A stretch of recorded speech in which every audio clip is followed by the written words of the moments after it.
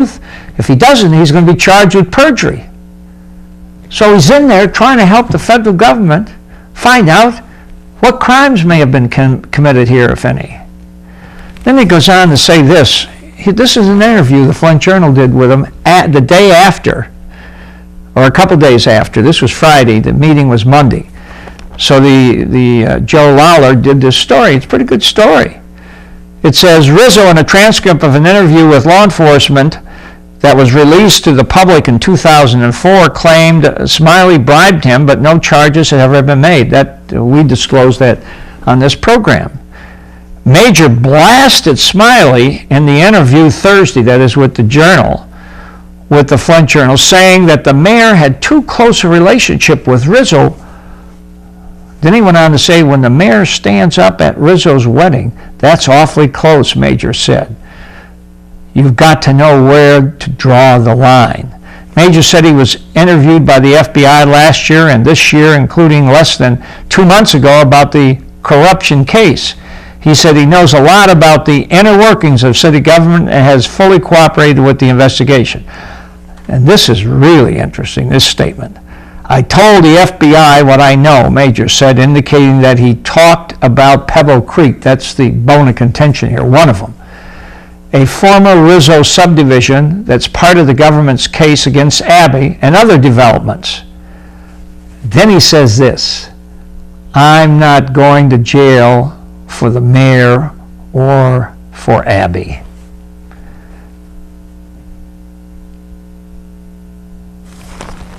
Pretty significant, I think. What's he mean that he's not going to jail for them? Are they going to jail? Is what he's telling going to cause them to go to jail? I don't know. But that's a really strange statement to have made.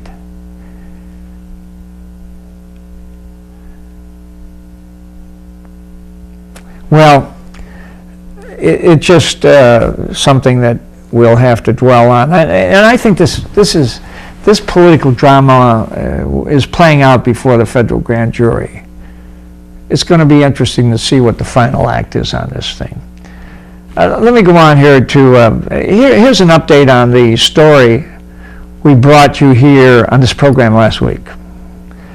Immediately after the African American Union police officers complained to the Flint City Council about racism in the Flint Police Department, Mayor Williamson, Don Williamson, hurriedly introduced a 26-point program to reorganize the Flint Police Department with no input from any police officers. Everyday police officers. He had no input from them. You know, now such drastic changes. It's one man, one car, eliminating the dog group, putting other people out on the streets, obviously was going to have some problems with the police department. He had to understand that. It's very dangerous to send cops out in one car. And that's what he was going to do. And then the officers felt it really was retaliation for their criticism of the police chief. A vote of no confidence in the police chief was given. It was made public. Well, here's Williamson's comments before he was kind of put in his place by the feds here. Here's what he was going to do, and here's how cocky he was when he was interviewed by Joel Fike from Channel 12. Good interview. Check that out, will you? And what comes next for Hagler and the Flint Police Department is up to Flint's mayor. And Don Williamson says he has big plans. He wants to restructure the department starting this Sunday. The mayor outlined those changes for ABC 12's Joel Fike, who joins us now from police headquarters with a story you'll see only on ABC 12. So Joel, why the shakeup? Well, Angie, Mayor Williamson says he wants more Flint police officers on the street and more 911 calls responded to, so he's making wholesale changes to the way the Flint Police Department operates. To stem Flint's rising crime rate, Williamson says he has to make changes. When the city council turned me down hiring the new police officers, I said, how can we attack the crime in this city? Where am I going to get the manpower?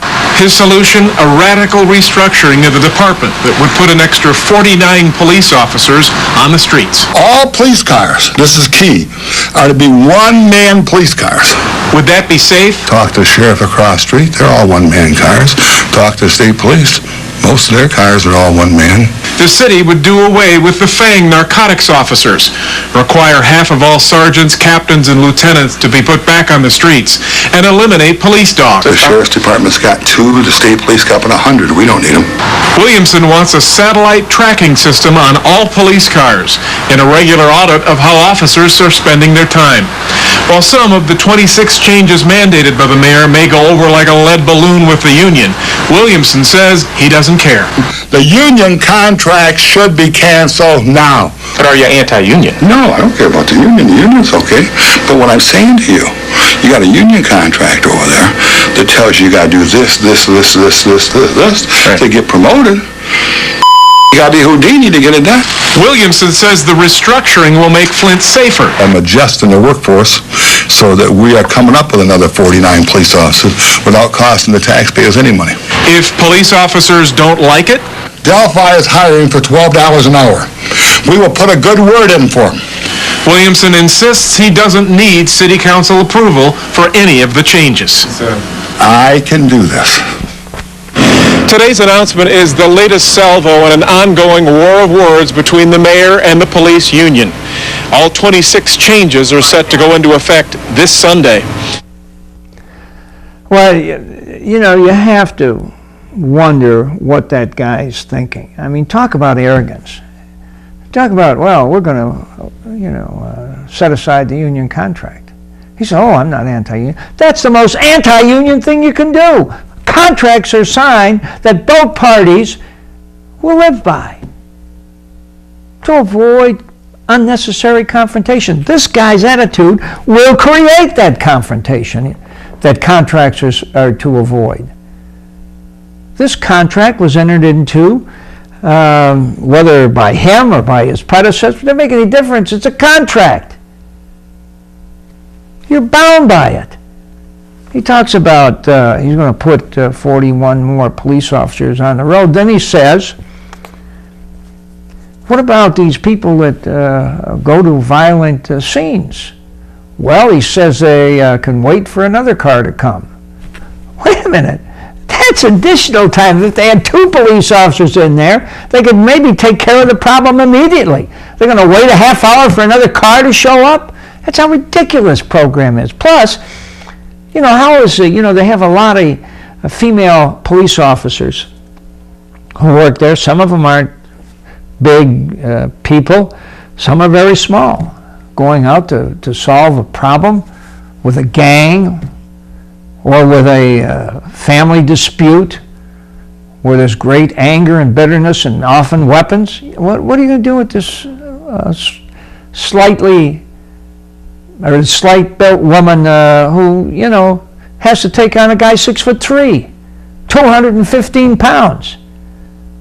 She's 5'4" or something like that. It just isn't right. Oh, he brags about, well, I'm going to put 45 more police officers on. Let me tell you something. He made a commitment.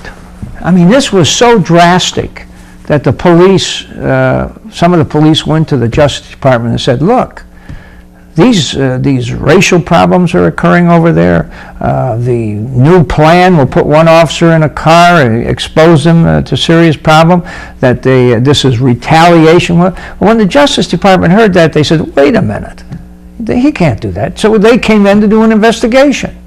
And when they were investigating, they got the mayor, his chief guy, Joe Conroy, the NAACP, the Black Officers Union representatives, the regular police union representatives, and the Justice Department came together and made an agreement. Now, I have it here. We showed it last week. It isn't out yet, but we have it. And it's a memo of understanding and mutual support. In it, They talk about dealing with the problems in the police department. But one of the things that he does do here that's very important, the mayor, in return for all these ideas of cooperation, and the police said they're willing to cooperate. But Williamson, like I said, never even went to them, never spoke to them, just ignored them, said, thumbed his nose at them, as far as I'm concerned. So he came up with this 26-point plan of reorganization, which is outrageous. So in this meeting with the Justice Department and these other people, there was an agreement, the memorandum. This is what they came up with. And one of the most important parts of it is the mayor, in return for all these indications of cooperation with the Flint Police Department, which he could have gotten originally if he would talk to them before he came out with this crazy plan of his, the mayor agrees to rescind Executive Order 06-0001, and that's this 26-point plan. It's rescinded under this agreement. Now he's beginning to renege, apparently. The Flint Police Department the officers are afraid the man's reneging. Because the first thing he did is he postponed the press conference, which was supposed to have been held last week.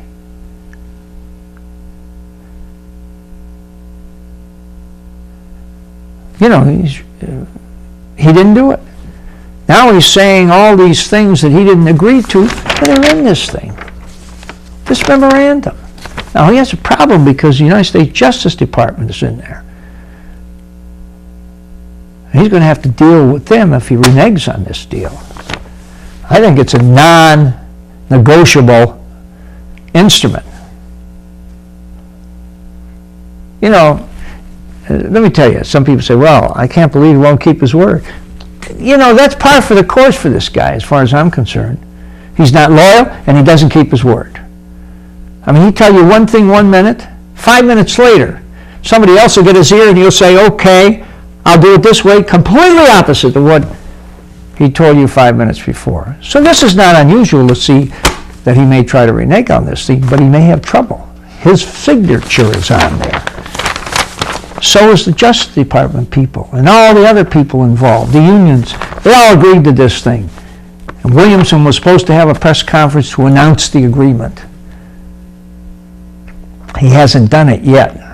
So there's some great trepidation on the part of the police department, police officers, and that this thing will go down the drain, or he'll try to make it go down the drain. I don't think he can.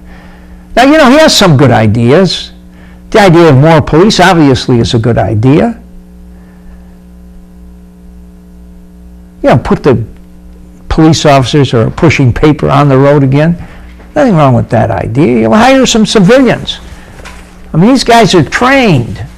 You can't get people who aren't trained to do the police officers' work. So there are all these possibilities, and here's the real bottom line on this whole thing. Remember I talked to you last week about the community policing? Community policing. But I want to show you now, before I get in there, I want to show you. Well, here, let me go beyond that. Let me tell you about the community policing. I said last week that we the citizens had enacted a law that granted a millage for community policing. It's supposed to raise over $3 million a year. And community policing, just briefly, is the concept is community partnership, problem solving, and change management. And then it goes on to say, problem solving identifies the specific concerns that community members feel are most threatening to their safety and well-being. And it says this, officers speak to neighborhood groups, participate in business and civic events, consult with social agencies, and take part in educational programs for school children, foot, bike, and horse patrols, bring police closer to the community. That's how they're supposed to do it. They're not doing it. You know it, and I know it. When was the last time you saw a cop at a neighborhood meeting or at a church meeting or a PTA or whatever? They don't go there because the administration has them doing something else. You put cops in neighborhoods, walking the beats or driving around in a specific area. They're within 3 minutes of any 911 call. And then we have this hypocrisy in my mind. Here we go down to the Senate Democratic Policy Committee hearing. Gary Hagler, the chief of police, testifies before them or speaks before them, and he promotes the concept of community policing. He talks about what a great idea was and how effective it is in Flint, and it ain't even going in Flint. Shouldn't he have told the council, hey, we don't even have it, but it's a good idea? Well, we're going to be keeping an eye on this, but let me go to a interview I had yesterday. Do we have time to run that now? Go ahead and run that Mike Carr interview, will you? We're here today with County Clerk Michael Carr, and it's the day before the midterm election, and we want to talk about whether or not we could have some problems with the voting in this county. We've heard so much about the touchscreen voting and the fact that it is not saint to saint, that it could possibly be hacked into. My question is, what assurance is there that that won't happen here in Genesee County? Well, the touchscreen we tried several years ago out in the city of Burton and rejected it because there was no paper trail, which really disallows any recount for all intents and purposes. And so we ended up with the system we've had. We've had it for about 2 years now. It's worked really well for us. But it has a paper trail. The voter, actually marks the ballot. We feed it through the tabulation equipment, and then the ballot is kept so that if we need to, we can go back and hand count every ballot to make sure that they're all counted properly. And that does come into play quite frequently in recounts when they're real close. If the Board of Canvassers say we'll hand count, then we can. In the case of touchscreen, there's just no chance for recount. So we don't have it here. We don't plan on We've got a paper trail. No, we don't have. We have no plans of going out and getting it. In fact, I suspect that there are a lot of people out there right now who bought, mostly in the South, although Ohio has touchscreen now, that probably wish they hadn't gone in that direction because the publicity has been so great, as you know, on the television and newspapers about the potential for bad things happening. But the biggest single thing, I think, they're talking about hacking in and all that, and I assume that if that can happen, I don't know that it's ever actually happened yet, but in terms of a recount, there's no way that you can recount on those systems. Let me ask you about the problem we hear about on national news stories concerning challenges or harassment of particularly minority voters, Latinos, African Americans.